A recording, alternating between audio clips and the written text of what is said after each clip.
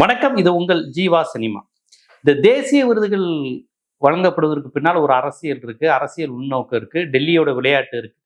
டெல்லி பாஜகவை பொறுத்தவரையும் புது புது நபர்களை அவங்க தேர்ந்தெடுக்கிறாங்க சினிமால இருந்து.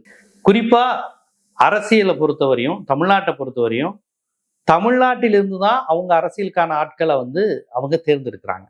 அந்த வகையில பாத்தீங்கன்னா இப்ப தனுஷை அவங்க தேர்ந்தெடுத்திருக்கிறாங்க அப்படிங்கிற அந்த விஷயத்தை தான் நான் சொல்றேன். தனுஷுக்கு எதுக்கு இந்த 2 தேசிய விருது அப்படிங்கிறதுக்கு பின்னாடி நீங்க பாத்தீங்கன்னா அதுக்கு அந்த அளவுக்கான ஒர்த்து இருக்கா அப்படின்னு நீங்க அந்த படங்களை ஒப்பிட்டு பாத்தீங்கன்னா அது இல்லைங்கிறது எல்லோருக்குமே தெரியும், மனசாட்சி உள்ள எல்லாருக்கும் தெரியும்.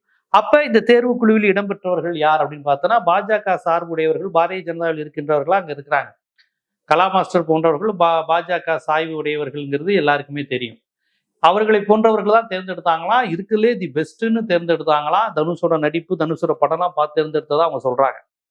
நான் என்ன கேட்குறேன், வாழை வந்தது, அந்த அந்த அதே காலகட்டத்தில் லப்பர் பந்து வந்தது, ப்ளூ ஸ்டார் வந்தது, இதெல்லாம் குறித்து கூட நான் பேசியிருந்தேன். அதை விட ரொம்ப முக்கியமா மாணவர்களின் கல்வி நலன் சார்ந்து ஒரு படம் வந்தது. சூப்பர் ஸ்டார் ரஜினிகாந்த் நடித்த வேட்டையன் திரைப்படம். வேட்டையன் திரைப்படம் இதுவரை வந்த ரஜினிகாந்த் படத்திலிருந்தே முற்றிலும் வேறுபட்ட படம். வெறும் hero style, punch dialogue, action இந்த மாதிரியான கலவையாக வழமையான ரஜினி படமாக இல்லாம அந்த படம் நீட்டுக்கு எதிரான கருத்து, நீட்டை மையப்படுத்தி கல்வி மையங்கள் நடத்துகின்ற வணிக குதிரை பேரம் குறித்த ஒரு கருத்து. அது மட்டும் இல்லாம மனித உரிமைக்கு ஆதரவாக என்கவுண்டருக்கு எதிரான முதன்முறையா ஒரு சூப்பர் ஸ்டார், சினிமாவில் உச்சத்தில் இருக்க நடிகர் யாருமே என்கவுண்டருக்கு எதிராக நடிக்கவே மாட்டாங்க. இந்த மாதிரியான துணிச்சலான விஷயத்த ரஜினிகாந்த் நடிச்சதே பெரிய விஷயம். ரஜினிகாந்த் மட்டுமில்லாமல் அமிதாப் பச்சன் 2 பேரும் சேர்ந்து குருகுல கல்வி, கல்விங்கிறது யாருக்கானதா இருக்கு, யார் மட்டுமே படிச்சதா இருந்தது, ஏன் பெரும்பாலான உழைக்கும் மக்கள் படிக்க முடியல குருகுல காலத்துல. ஆனா இன்னைக்கு எல்லாரும் படிக்கக்கூடிய ஒரு சூழல் வந்த உடனே இந்த நீட்டு மாதிரியான விஷயங்கள் யாருக்கெல்லாம் தடையா இருக்கு, பொருளாதாரத்தில் பின்தங்கியவர்கள், சாதியால் ஒடுக்குண்டவர்கள், ரொம்ப ஒடுக்கப்பட்ட பகுதிகளில், ஸ்லம் போன்ற பகுதியில் வாழக்கூடிய மாணவர்கள், அவர்களுடைய வாழ்க்கையை பாதிக்கக்கூடியதா இந்த நீட்டு மாதிரி புது புது தேர்வுகள், நுழைவுத் தேர்வுகள் இருக்குங்கிறத ஒரு வணிக சினிமால, அதுலேயும் சூப்பர் ஸ்டார் ரஜினிகாந்த் மாதிரி ஒருவர் நடிக்கின்ற சினிமாவில் இதை சொல்லியிருந்தாங்க.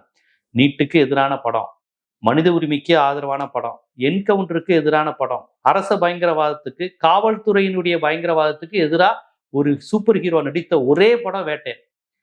படம் கமர்ஷியலா வெற்றி பெறுதோ தோல்வி அடையுதுங்கிறது செகண்டரி. அந்த படம் வெற்றி படம் தான். ஆனா திட்டமிட்டு அந்த நேரத்துல இந்த ரஜினியை காலி பண்ணுங்கிறதுக்காண்டி வார் ரூம்ல வச்சு படம் நல்லா இல்லை, மழை பெஞ்சு யாரும் வரல, அப்படி இப்படி கூட்டமே இல்லை அப்படிங்கிற செய்தியை பரப்பிக்கிட்டே இருந்தாங்க. இப்ப பாருங்க, அந்த படம் கமர்ஷியல் ஹிட்டு வெற்றியை தாண்டி சமுதாயத்துக்கு இவ்வளவு பெரிய ஒரு மெசேஜை சொன்ன ஒரு படத்தை தேசிய விருதுக்கு பரிந்துரைக்கலன்னா வேற எந்த படத்தை பரிந்துரை செஞ்சிருக்காங்க? இவங்க பரிந்துரை செய்த ராயனையும் வேட்டையனையும் ஒப்பிட்டா வேட்டையனுக்கு கால் தூசி வராது, ராயன் கமர்ஷியலாகவும் இருக்கும். ரஜினியோட விறுவிறுப்பு, சுறுசுறுப்பு. அமிதாப் பச்சன் நீட்டுக்கு எதிரான கருத்து, நீட் கோச்சிங் ஒவ்வொரு மாணவர்களுடைய வாழ்க்கையிலும் நேரடியாக தொடர்புடையது. படிப்பு 12ஆம் வகுப்புக்கு பிறகு நீட் படிக்கிறது. இவ்வளவு பெரிய விஷயங்கள் அந்த படம் சொல்லியிருக்கு. ஒரு காவல்துறையினர் ஒரு கதாநாயகனே நான் தப்பா என்கவுண்டர் பண்ணிட்டேன் அப்படின்னு சொல்லி தனக்கான தண்டனையை ஏற்றுக்கொள்கிறது. இந்த மாதிரிலாம் கான்செப்ட்ல வந்ததே கிடையாது. ஒரு சராசரி நடிகர் இந்த மாதிரி படத்தில் நடிக்கலாம். ரஜினிகாந்த் அந்த படத்தில் நடிச்சாரு. அப்பயே நான் அதை பாராட்டியிருந்தேன், பெரிய விஷயம். ரஜினிகாந்த் இனிமே இந்த மாதிரி கதைகளை தேர்ந்தெடுக்கணும். ஆனா இவர்கள் யோசிச்சு பாருங்க, வேட்டையன் மாதிரியான ஒரு படத்தை திட்டமிட்டு கமர்ஷியலாவும் தோக்கடிச்சது அவங்க தான். படம் நல்லா இல்லைன்னு உண்மைக்கு மாறான கருத்தை சொல்லி அந்த படத்தை காலி பண்ண வச்சதுலயும் war room politics, BJP politics, Sangh Parivar politics இருக்கு. அந்த படத்துக்கு நிறைய வலதுசாரி பாஜகவினர் எதிர்ப்பு தெரிவிச்சாங்க. அதற்கு முன்னாடி கொஞ்ச காலத்துக்கு முன்னாடி தான் லால் சலாம்னு ஒரு படத்துல சிஏஏ சட்டத்துக்கு எதிராக ரஜினிகாந்த் வசனம் பேசியிருப்பாரு. முஸ்லீம்கள் இங்க இல்லைன்னா வேற எங்க போவாங்க, முஸ்லீம்கள் இந்தியாவில் தான் இருப்பாங்க, இந்த மண்ணின் மைந்தர்கள் தான் முஸ்லீம், எங்க தாத்தா பாட்டன் பிறந்தது இந்த ஊர் தான் அப்படின்னு முஸ்லீமா கதாபாத்திரமாவே இருந்து முஸ்லீம்களுக்கு சார்பா ரஜினிகாந்த் டயலாக் பேசியிருப்பாரு. இந்து முஸ்லீம் கலவரத்தை தூண்டுறது சங்கிகளும் காவிகளும் தானே ஒழிய சராசரி இந்து முஸ்லீம்களிடையே எந்த வேறுபாடும் இல்லைன்னு சொல்லியிருப்பார். அது மட்டும் இல்லாம என்னைய சங்கின்னு சொல்லாதீங்க, எங்க அப்பாவை சங்கின்னு சொல்லாதீங்க, எங்க அப்பா சங்கி கிடையாதுன்னு சங்கின்னு சொல்றத ஒரு அவமானமா நினைச்சு ரஜினிகாந்த் பொண்ணு ஒரு மேடையில பேசியிருப்பாங்க. இதனுடைய தொடர்ச்சியா தான் நீங்க வேட்டையின் படத்தை பார்க்கணும். அப்ப பாஜகவிடமிருந்து தன்னை விடுவித்துக் கொள்கிறார். பாஜக அந்த இருந்து ரஜினிகாந்த் விலக விரும்புகிறார். அல்லது பாஜகவோட தன்னை இணைக்காதீங்கப்பா, எனக்கு அதுல உடன்பாடு இல்லைன்னு ரஜினி சொல்ல விரும்பிய படம் தான் லால் சலாம், வேட்டையன் போன்ற திரைப்படங்கள் தான். அதனாலதான் வேட்டையன் படத்தை வலதுசாரிகள் பாஜகவினர் திட்டமிட்டு தோக்கடிச்சாங்க. லால் சலாம் படத்தை விடுங்க, அது கமர்ஷியலா கொஞ்சம் சரியா கன்வே ஆகல, எடிட்டிங்லாம் சரியா பண்ணல. பட் வேட்டையன் நல்ல படம் தான், ஆனா திட்டமிட்டு சங் பரிவார் தோக்கடிச்சாங்க.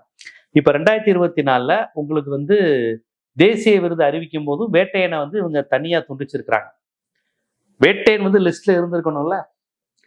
வேட்டையனை நீங்க எடுத்துட்டு வேற ஏதோ ஒரு படத்தை, ஒரு ப்ளூ ஸ்டாரோ, ஒரு வேற மாதிரி ஒரு சமூக நீதி பேசுற படம், ஒரு வாழை, அந்த மாதிரிலாம் எடுத்திருந்தா கூட நம்ம என்ன சொல்லலாம்னா, வேட்டையன் வந்திருக்கலாம், ஆனா இன்னொரு நல்ல படத்தை தான் கொடுத்துருக்காங்கன்னு சொல்லலாம். ஆனா நீங்க ஏன் திட்டமிட்டு ரஜினி படத்தை இது பண்ணீங்க? ஒரு பாலிடிக்ஸ் நடக்குது பாருங்க. இதுதான் வலதுசாரி பாலிடிக்ஸ். இது பிஜேபி பிளான் இருக்கு. கலா மாஸ்டர் போன்றவர்கள் இருக்கிறாங்க. ஏன் உங்களுக்கு வேட்டையன், ராயன் 2 படத்தை போட்டு காப்போம். ஒரு பொதுவான சினிமா ரசிகர்கிட்ட எது நல்ல படம்னு மக்களுக்கு தெரியாது. ராயன் நல்ல படம், அது கத்தி குத்து ரத்தம் இதை தவிர படத்துல எதுவுமே கிடையாது. படம் கமர்ஷியலா பார்க்க முடியாது, குழந்தைகளே பார்க்க முடியாத படம். அந்த படத்துக்கு தேசிய விருதை. குழந்தைகளுக்கு அளவு கிடையாது தெரியுமா உங்களுக்கு? ராயன் படத்துல நீங்க சத்தியம் தேட்டரும் பிவிஆர்லாம் போனீங்கன்னா குழந்தைகளை அலோவ் பண்ண மாட்டாங்க. சார் இந்த படம் படம் சார் பார்க்காதீங்கன்னு. குழந்தைகள் பார்க்க கூடாத அளவுக்கு வன்முறை காட்சிகளை படம் முழுக்க வச்சிருக்கக்கூடிய ஒரு மட்டமான படம் தான் ராயன். இந்த படத்துக்கு தேசிய விருது. குழந்தைகளின் கல்வி, இளைஞர்களின் கல்வி, கல்வி முறை, எளியவர்கள் படிக்கணும். அந்த படத்துல பாருங்க, ஒரு குப்பத்து பையன் தப்பாதான் இருப்பான்னு ஒரு டயலாக் வரும். ரஜினி சொல்லுவாப்ல, அதனடா முஸ்லீம் பேர் வச்சா தப்பா இருப்பான், குப்பத்து பையனா அவன் தப்பானவனா இருப்பான். யாரை வச்சுடா முடிவு பண்றீங்க? ஒருத்தர் பேரு, உடை, தெரு, இருக்கிற இடம், ஜாதியை வச்சு எப்படி நீங்க அடையாளம் காமிக்கிறீங்க? இவங்கெல்லாம் தப்பா இருப்பீங்க. எவ்வளவு பெரிய டயலாக் பாருங்க. இதை விட மிகப்பெரிய தலித் அரசியல் எதுவும் கிடையாது. அப்போ ஒரு இந்துத்துவாவினுடைய அடையாள அரசியலை அடித்து நொறுக்கிய படம் தான் வேட்டையன். நுட்பமா அவ்வளவு பெரிய அரசியல், ஒரு பெண் போராடுற மாதிரி காமிப்பாங்க படத்துல. நிறைய விஷயங்கள், அவருடைய மனைவிக்கு முழுமையான ஒரு, அதாவது அவ்வளவு முக்கியத்துவம் ரஜினி படத்துல மனைவி கேரக்டருக்கு. அவங்க ஒரு சண்டை செய்யற மாதிரி, அவங்க முக்கியமான ஆளுமையான கதாபாத்திரமா காமிச்சிருப்பாங்க. அப்ப இந்த அளவுக்கு ஒரு முக்கியமான படத்தை, ரஜினிகாந்த் மாதிரி ஒரு பெரிய நடிகர் நடிச்ச படத்தையே சமூக நீதி பேசுது, பாஜகவின் நீட்டுக்கு எதிராக இருக்கு, அரச பயங்கரவாதத்துக்கு ஆதரவான என்கவுண்டருக்கு எதிராக இருக்கு, மனித உரிமைக்கு ஆதரவா இருக்குங்கிற காரணத்திற்காக வேட்டையன் படத்தையே வேட்டையாடி இருக்கிறார்கள் இந்த மத்திய அரசினுடைய இந்த தேசிய விருது குழு. ரஜினிகாந்தின் வேட்டையின் படத்தை ஏன் தூக்குனீங்க? நான் தான் கேட்டேன், லப்பர் பந்தை ஏன் கொடுக்கல, ப்ளூ ஸ்டாருக்கு ஏன் கொடுக்கல, மாரி செல்வராஜோட வாழை படத்துக்கு கொடுக்கல? அந்த 2024 அவ்வளவு நல்ல படங்கள் வந்திருக்குங்க. மக்களுக்கான அரசியலை, மக்களுக்கான உணர்வுகளை வெளிப்படுத்திய. நான் தேடி பார்க்கும்போது தான் பார்க்குது, டேய் 2026 இவ்வளவு நல்ல படம் வந்திருக்கேடா. ரஜினிகாந்தோட படம் நல்ல படம் வந்திருக்கு, மாரி செல்வராஜோட படம் வந்திருக்கு, புதுமுகங்கள் ப்ளூ ஸ்டாருடைய படங்கள், லப்பர் பந்து. இதுல என்ன கொடுமை தெரியுமா? இந்த படங்கள்லாம் ராயனை விடவே கமர்ஷியலா நல்ல வெற்றி பெற்ற படங்கள், ராயனை விடவே குடும்பங்கள் கொண்டாடிய படங்கள், ராயன் படத்தை விடவே இளைஞர்களும் குழந்தைகளும் தேட்டருக்கு போய் ரசிச்ச படங்கள். இந்த ராயன் படத்தை குழந்தைங்க உள்ள தேட்டருக்குள்ளே அளவு கிடையாது, அவ்வளவு மோசமான படம். சென்சார் போர்டே இந்த படத்துக்கு வந்துடாதீங்கன்னு குழந்தைகளையும் பெண்களையும் எச்சரித்த படம் தான் ராயன். இப்படி ஒரு படத்துக்கு நேஷனல் அவார்டு. கலா மாஸ்டர் போன்ற பிஜேபி லிங்க்ல இருக்கிறவங்க, கலா மாஸ்டர் ஒரு சாம்பிளுக்கு சொல்றேன்னு வச்சுக்கோங்களேன், அப்ப எல்லாருமே ஒரு பிஜேபி ஆளா தான் இருப்பாங்க. அப்ப எவ்வளவு பெரிய அரசியல் இருக்கு பாருங்க. தனுஷை நம்ம உருவாக்கணும், ஒரு பிம்பத்தை கொண்டு வரணுங்கிறதுக்காண்டி தனுஷுக்கு ஒரு இமேஜை கொடுக்குறாங்க. தனுஷுக்கு சமீபத்துல ஒரு படமும் ஓடல. இந்த கரை படம் ஒரு 2-3 படம் எடுத்தாங்க, எதுவுமே பெரிய எதிர்பார்த்தாலும் ஓடல. ஒரு வாரம் 4 நாள் கூட தேட்டர் விட்டு ஓடல. ஸோ ஒண்ணுமே இல்லாம இருக்கக்கூடிய தனுஷை இது பெரிய பிம்பம் மாதிரி, அவர் ஒரு அரசியல் ஞானி. நீ பாருங்களேன், கொஞ்சம் கொஞ்சமா இமேஜ் கிரியேட் பண்ணுவாங்க பாருங்க. அதனாலதான் நான் தொடக்கத்திலேயே வீடியோ போடுறேன். அப்படியே கொஞ்சம் அந்த பண்ணோம், அப்படியே சமூக வலைதளங்கள் ஆட்களை வச்சு இவர் வந்தா நாட்டில் எல்லாம் சரியாயிரும். இப்போ விஜய் கவர்மெண்ட் வந்திருக்கு, விஜய் கவர்மெண்ட் அன்பாப்புலர் ஆனோன்னா தனுஷை கொண்டு வருவாங்க பாருங்க. அதுக்கான வேலைகள் நடக்கும். அவங்க எப்பவுமே ஒரு ஆளை கொண்டு வந்தோடனே அடுத்த ஆளையும் டக்குன்னு கொண்டு வந்துருவாங்க. எல்லாம் அவங்க உருவாக்குற பிம்பங்கள் தான்.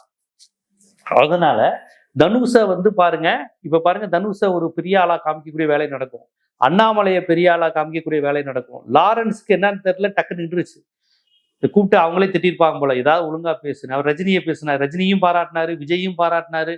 எப்படியாவது இனி தமிழ்நாட்டை Vijay versus Annamalai versus Lawrence versus Dhanush இந்த மாதிரியே கொண்டு வந்துடணும். சமூக நீதி, மொழி உணர்வு, பகுத்தறிவு, மாநில சுயாட்சி இப்படி பேசக்கூடிய யாரும் இனி தமிழ்நாட்டில் எழுந்துடவே கூடாது. அப்படியே அந்த திரை கவர்ச்சி பிம்பம், அந்த கிரௌடு பாலிடிக்ஸ், அந்த கூட்டத்தை இழுக்கக்கூடிய தன்மை, இப்படியே இளைஞர்கள் மத்தியில இந்த அரசியலை செய்யணும் அப்படிங்கிற நோக்கத்துக்கு போயிருக்காங்க. அதனாலதான் வேட்டையன் மாதிரி ஒரு அற்புதமான ரஜினிகாந்த் படத்தை, சமூக நீதி பேசுற படத்தை புறந்தள்ளி விட்டு இவங்க தனுஷோட ராயன் படத்துக்கு இம்பார்ட்டன்ஸ் கொடுத்துருக்காங்கிற அந்த உண்மையை நீங்க தெரிஞ்சுக்கணும். அதனால ராயன் படம் ஒன்றும் பெரிய மக்களுக்கான படமோ இல்லை பெரிய கமர்ஷியல் படமோ பெரிய வெற்றி பெற்ற படம் கூட கிடையாது. ஒண்ணுமே இல்லாத படத்துக்கு தேசிய விருது கொடுத்து ஒரு பிம்பம் கொடுத்து அப்படி தூக்கி விடுறாங்க. மக்கள் கொண்டாடிய படமான வேட்டையன், லப்பர் பந்து, ப்ளூ ஸ்டார் போன்ற படங்களை தேசிய விருது கொடுக்காம ஒதுக்கி வச்சிருக்கிறாங்க. அப்போ உண்மையான மக்கள் மனநிலைக்கும் சினிமா ரசனைக்கும் இவர்கள் கொடுக்குற தேசிய விருதுக்கும் தொடர்பே இல்லை அப்படிங்கிறதையும், வேற ஏதோ அரசியல் தொடர்புக்காக இதெல்லாம் நடக்குதுங்கிறதையும் நீங்க புரிஞ்சுக்கணுங்கிறதுக்காண்டி தான் இந்த காணொலி. இது போன்ற அரசியல், சமூகம், சினிமா போன்ற பல்வேறு விழிப்புணர்வு காணொலிகள் உங்களை சேர்வதற்கு நம்ம ஜீவா சினிமா சேனலை சப்ஸ்கிரைப் பண்ணுங்க, ஆதரவு தாங்க. நன்றி.